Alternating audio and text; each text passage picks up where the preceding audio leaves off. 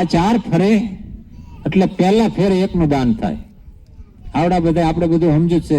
પહેલો મંગળીઓ વર્તાય. મંગળ એટલે હું? અમંગળને દૂર કરીને મંગળ વર્તાય. જ્યાં સુધી પહેલો ફેરો ફર્યો એટલે એક આંટો. હવે એક આંટામાં પહેલી વસ્તુ સોનાનું દાન કર્યું. કેનું? આપણા ગુરુ મહારાજની રીતમાં પહેલા સોનું દાન કર્યું,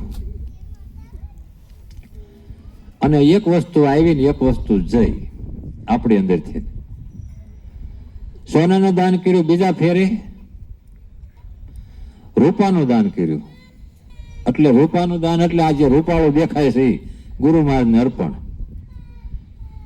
ત્રીજા ફેરે આપણે ગાયું એનું દાન દીધું. અત્યારે સુધી અટકળ જ ગાયું. ગુરુ મહારાજ ઉપાડો બધું તમારું પાસે.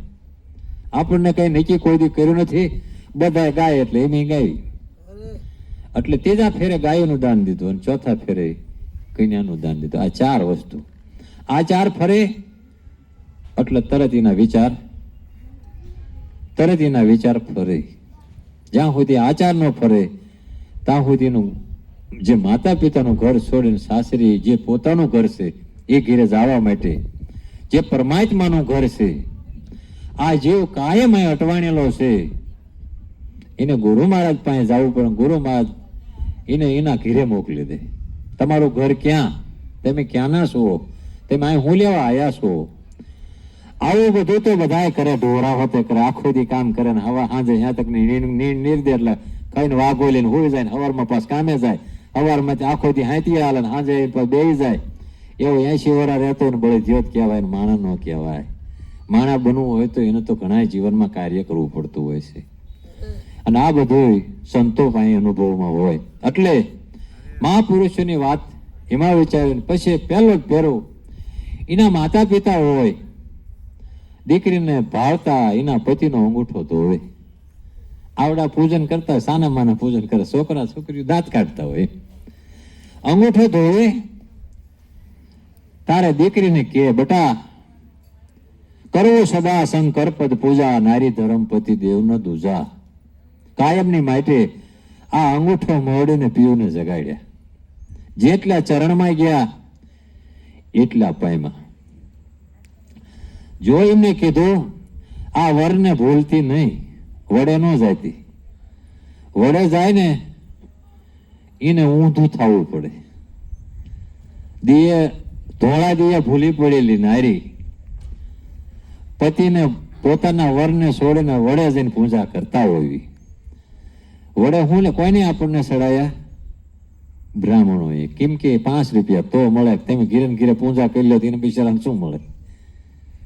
બ્રહ્મચિને સો બ્રાહ્મણા સાધન કરે જો સન, સંકલ્પ તજે તે સન્યાસીને મનને મારે તે મહન.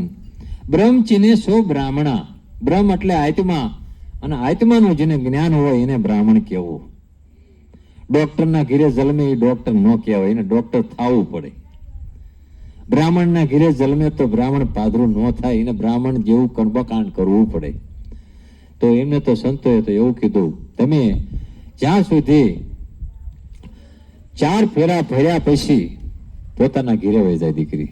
એમાં આપણને ગુરુ મહારાજ એમ કીધું કે આ 4 ફરે એટલે તમે તમારા પોતાના ઘેરે જાઓ. તમારું ઘર ક્યાં? તમે ક્યાંથી આવ્યા છો? એ ઘર આપણને ગુરુ બતાવે. એટલે સંતો એમ કીધું આત્માને ઓળખ્યા વિના રે 184 ન મટે. આ બધી બ્રહ્મણાને ભાંગ્યા વિના રે આ ભવનો ફેરો ન મટે. વિચારવા જેવી વાતો સંતો કરે. જેસલ બરોબર આમ જો તો દરિયો નહીં હોય, નતો આવ્યો. સીધો જ ખાતર દેવો પહોંચી ગયો. 10 વાગે પછી તે ખાતર દીધું, અને જ્યાં ખાતર દીધું ને અંદર પ્રવેશ કર્યો ને ત્યાં ગમાણી હતી. ત્યાં ઘોડે બાંધેલી. એને ભાળે ને ઘોડે કે સૂટીના વાગી વહી દો ખીલો કાઢીને. ઓલા એ કીધું ખીલો મારો જાવ, ઓલી ઘોડેને બાંધી દો. ઓલો જેસલ અહીંયા હતાઈ ગયો ને એને ખીલો માર્યો. હાથેળીમાં જ કેમ માર્યો? ડેબો એવડો મોટો પકતો હોય એમાં દાયબો વધતો. આમ હાથેળી તો કુંસામાં ડેબો ન દેખાય, હાથેળી દેખાય આમ ખેંચી લેતો. પણ સમજવા જેવું છે. ખીલો માર્યો. જેટલા એ ખીલા માર્યા ને, જેટલા ખીલે છે એટલા જ ખીલે છે. બીજા બધા કરમાય છે. ખીલે છે એટલા ખીલે છે. માનો કે આમ તો ખીલે હોય ને તો નીણી ન ગોચવી પડે, એ આપણને ખબર છે. એના જેને બાંધ્યું છે ને ઈવડા નીણ નીરતા હોય, પાણી પાતા હોય, એવું બધું કરતા ને બજારે બેઠા હોય ને એને નીણી ગોચવી પડે, મારે ધરીને ખાવો પડે. ખીલે છે એટલે સંતોએ કીધું કંઈક વચનમાં બંધાઈ જાઓ, ગુરુ વચનમાં, જેથી કરીને ઉપરનો અમથો અમથો માર ન ખાવો પડે. ગુરુ મહારાજ આપણને એમ કે વીજળીના ચમકારે મોતીડા ભરો, નહીતર અચાનક થાય છે અંધારું. આ જોતરે જોતામાં દિવસો વ્યા જાય છે ને 21,600 ના કાળ ખાય છે. એટલે આપણને એક કે ચોખ્ખો થવો જ શું કરવું પડે? મેં કઈ ને આ ફોતરું કાઢ નાખો એટલે ચોખ્ખો જ છો. આ ફોતરા એટલે જ કમો જ છે, અને ફોતરું છે એટલે ઉગે ને હાથમાં. ફોતરું કાઢો તો ચોખ્ખો, ઉગે નહીં ચોખ્ખો. જે મહાપુરુષ એમ કીધું કે જે વાતને જાણવી હોય, ચોખ્ખા થાતા વાર કેટલી લાગે, કે જાતિ ન પૂછો સંત કે જે પૂછવું તે જ્ઞાન, મૂળ કરો તર વાયનું પડે રેને દો જ્ઞાન. આપણને બધાને ખબર છે. જો મહાભારતમાં એક ઇતિહાસમાં એવું છે કે આવડો મોટો અનર્થ કરનાર કોણ તા કે આંધળો રાજા હતો. રાજાજીનો આંધળો હોય નું કટક કુવામાં હોય.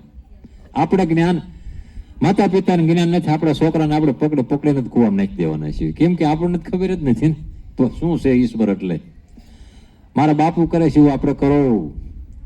એક બાબાને 5 વીઘાની વાડી હતી, નહીં તો હળ લઈને જતા આંકવા, નહીં જ જાય. આખો મહિનો હળા કે આખો 2 મહિના હળા કે 4 મહિના કાયમ હળ લઈને જ જાય. કોઈ કે પૂછ્યું બાબા કેટલા વીઘા વાડી છે? તા કે 10 વીઘા. તે કે આખું નકરું હળદ આંકો કોઈ દે કઈ બીજું તમે ભાવતા નથી? ક્યારેક રાપ હોય, કોઈ દાંતા હોય, તમે જ ખાઈ. તા કે પણ ઈમાં જ હાંકું છું. ફરે તો ને જે મારા બાપુ એ હાંક્યો એમાં હું હાંકું છું.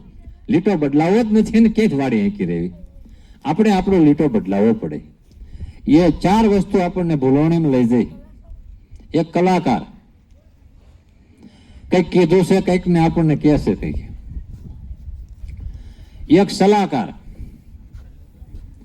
જે આપણને હજી દે છે સલાહ્યું, બટા તમને ન ખબર પડે, તમે હજી નાના એવા કહેવાય. એટલે નાના મોટા કોને કહેવાય? શરીર નાનું હોય ને શરીર મોટું, આ બોલે કોઈ નાનો મોટો થાય એવો નથી. એટલે એક કલાકાર, એક સલાહકાર અને એક ચિત્રકાર ને એક શિલ્પકાર, આ 4 વસ્તુ આપણને ભૂલવણીમાં લઈ જવા વાળી છે. કે લખ્યું છે શાસ્ત્રમાં કે 5 પતિ ને 1 સતી નારી. તો એવું તો ન બને ને.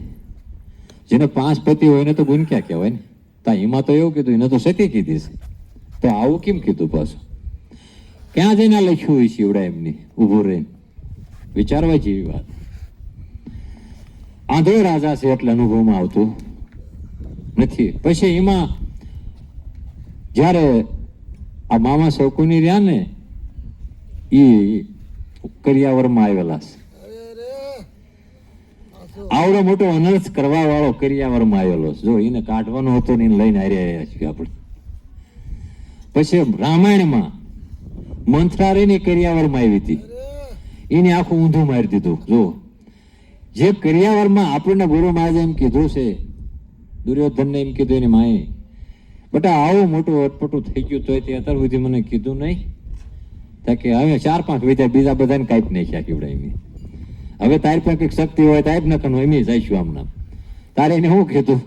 એ કે હવારમાં કપડાં કાઢીને વિયો છે, નહીં ધોઈને મારે હામો આવી ઉભો રહે છે, હું પાટો ખોલું પછી કૃષ્ણને કાળે તાને કંઈ ન કરી શકે. ઓલો હવારમાં નહીં ધોઈને કપલેટ થઈને આવતો હતા કૃષ્ણ ભગવાન કે ઓલો જાય સિમનામ, એટલે ફૂલની સડી પહેરાવી. કેવી આ જગતમાં કેવી પહેરે બધા? ફૂલ બધું મારતા હોય બેઠા બેઠા.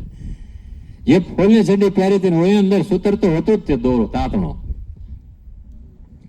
ઓલા જઈને માતાજી આમ માતાજીએ પાટો ખોલ્યો. શું ખોલ્યું? આપણે જીન પાસે જઈને શું ખોલ્યું? આપણને ગુરુ મહારાજ પાસે ગયા હતા, ગુરુ મહારાજે શું ખોલ્યું? પાટો જ ખોલ્યો. એમની એ પાટે વાત હતી આપણને સમજાવી. પાટો ખોલ્યો અને તરત આમ નજર કરી તો ઓહો બટા કેડનો કાસો રહ્યો. કેમ? તાતણા રહી ગયા. ગુરુ મહારાજે ઘણી આંખ દ્રષ્ટિ ખોલી છે પણ કંઈક તાતણા સોટ્યા આપણે હજી એમના, એટલે કંઈક કેડના કાસા રહી જાય. કોઈક નાના મોટા પાડ દેશે આપણને. નકર નાના 3 કાળમાં કોઈ અડી હકી. બ્રહ્મ શબ્દ જેના ગુરુ મહારાજે આપી દીધો હોય એને 3 લોકમાં તે જ તમારું આમાં વણજ કરે છે વણજારો. હાથીના મુખમાં જયારે પુરાણ ત્યારે મારા ગુરુજીએ કાઢ્યો મને બારો, રૂઠેલા રામને મનાવો ફેરો માટે ગોરંધારો. એવું સમજવાની રીત